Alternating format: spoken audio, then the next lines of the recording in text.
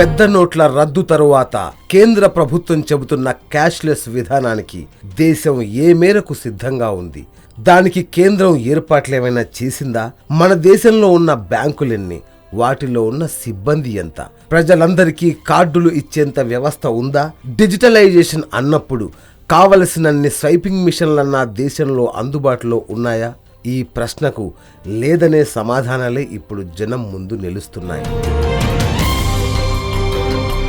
అసలు క్యాష్లెస్ లావాదేవీలకు దేశం ఏమాత్రం సిద్ధంగా ఉంది? వాస్తవానికి ఒక సమాజం క్యాష్లెస్ కావాలంటే కావలసిన ఏ సౌకర్యము దేశంలో సంతృప్తికరంగా లేదు. 100 కోట్లకు పైగా జనాభా కలిగిన దేశంలో కనీస స్థాయిలో బ్యాంకులు లేవు. అందులో సిబ్బంది కూడా సరిపోరు. క్యాష్లెస్ కు ప్రధాన ఆవశ్యకత అయిన స్వైపింగ్ మిషన్లు కొందామన్నా దేశంలో అందుబాటులో లేవు. ఆఖరుకు అడిగిన వారందరికీ డెబిట్ కార్డులు ఇచ్చేంత సిబ్బంది బ్యాంకుల్లో లేరు.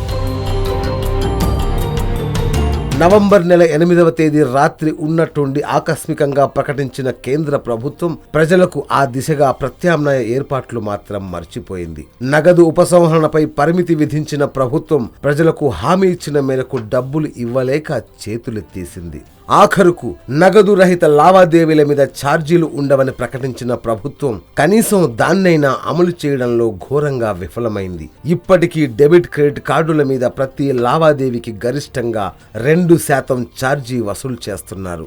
జీపీఆర్ఎస్ మీద నెలకు 1200 రూపాయలు ముక్కు పిండి వసూలు చేస్తున్నారు. సర్వీస్ ఛార్జీలు అదనం. క్యాష్లెస్ లావాదేవీల్లో బ్యాంకుల పాత్ర కీలకం. తెలంగాణ రాష్ట్రం వరకే తీసుకుంటే 3,60,00,000 జనాభా ఉంటే జాతీయ బ్యాంకులకు 3,200 బ్రాంచీలుండగా ప్రైవేటు కార్పొరేట్ బ్రాంచీలు 850 వరకు ఉన్నాయి. గ్రామీణ సహకార బ్యాంకులు 200 వరకు మాత్రమే ఉన్నాయి. బ్యాంకింగ్ సేవలు అన్ని గ్రామాలకు అందుబాటులో లేవు. ఇక ఉన్న బ్యాంకుల్లో 1,50,00,000 మందికి మాత్రమే బ్యాంకు ఖాతాలున్నాయి. కొత్త అకౌంట్లు తీయాల్సిన అవసరం ఉన్న వారి సంఖ్య తక్కువలో తక్కువ 80 లక్షలు. ఇవాళ వీరంతా బ్యాంకుల్లో దరఖాస్తులు పెట్టుకున్నా వారందరికీ ఖాతాలు తెరిచే పరిస్థితి బ్యాంకుల్లోనే లేదు. నోట్ల రద్దు, నగదు ఉపసంహరణ ఆంక్షల కారణంగా అసలు నగదు పంపిణీకే వారి సమయం సరిపోవడం లేదు. అనేక బ్యాంకుల్లో తీవ్ర సిబ్బంది కొరత ఉంది. ఒకే ఉద్యోగి కుర్చీలు మారుతూ ఒకటికి మించిన విధులు నిర్వర్తిస్తున్నారు. ఈ పరిస్థితి అదుపులోకి రావాలంటే కనీసం 3 నెలలైనా పడుతుందని అంచనా. డిజిటల్ లావాదేవీలు జరగాలంటే స్వైపింగ్ మిషన్లు అవసరం. ప్రస్తుతం దేశవ్యాప్తంగా 15 లక్షల స్వైపింగ్ మిషన్లు మాత్రమే ఉన్నాయి. మన రాష్ట్రంలో 75 నుంచి 85 వేల వరకు మాత్రమే అందుబాటులో ఉన్నాయి. పెద్ద నోట్ల రద్దు తర్వాత స్వైపింగ్ మిషన్లకు దేశవ్యాప్తంగా 1 కోటి దరఖాస్తులు రాగా తెలంగాణలో 4 లక్షల మందికి పైగా వివిధ బ్యాంకుల్లో దరఖాస్తు పెట్టుకున్నారు. పలు స్వైపింగ్ మిషన్ల ఉత్పత్తిదారులు, పంపిణీదారులతో తెలంగాణ ప్రభుత్వం సంప్రదింపులు జరిపితే తేలింది ఏంటయ్యా అంటే మన దేశంలోని కంపెనీలకు ఏడాదికి 4 లక్షల స్వైపింగ్ మిషన్లు తయారు చేసే సామర్థ్యం మాత్రమే ఉంది. 4 లక్షల స్వైపింగ్ మిషన్లతో దేశాన్ని క్యాష్లెస్ గా ఎలా మారుస్తారో ఆ దేవుడికే తెలియాలి. తెలంగాణ రాష్ట్రాన్నే తీసుకుంటే రద్దయిన నోట్లు బ్యాంకులకు చేరినవి దాదాపు 60,000 కోట్లు.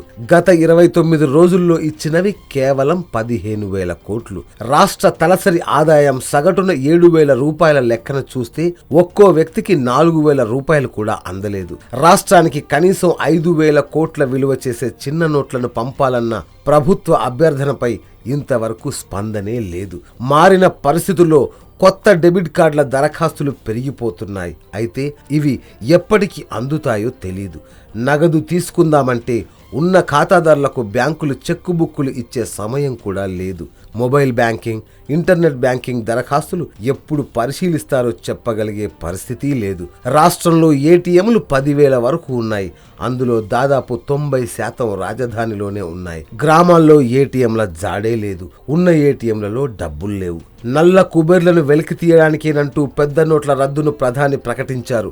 నోట్ల మార్పిడికి బ్యాంకులు, పోస్టాఫీసులకు కొత్త నోట్లు సరఫరా చేశారు. సరిగ్గా అక్కడే వందల కోట్లు దారి తప్పాయి. బ్యాంకు, పోస్టాఫీస్ అధికారులు కొత్త నోట్లను దొడ్డిదారిలో మార్పిడి చేసేశారు. దొరికిన వాడు దొరికాడు, లేనివాడు కమిషన్లు దండుకున్నాడు. నల్లధనం మాత్రం రాజమార్గంలో తెల్లగా మారిపోయింది. ఆఖరుకు జన్ధన్ ఖాతాల్లో నగదు నల్లధనమేనంటూ నీళ్లు నములుతున్నారు. విచారణలు ప్రారంభమైతే తప్ప అందులో నిజానిజాలు వెలికిరావు. నిజానికి నల్లధనం వెలికితీత మాత్రమే లక్ష్యమైతే తగినన్ని మినహాయింపులు ఇచ్చి ఉంటే ఇన్కమ్ డిస్క్లోజర్ పథకంతోనే మంచి ఫలితాలు వచ్చేవి.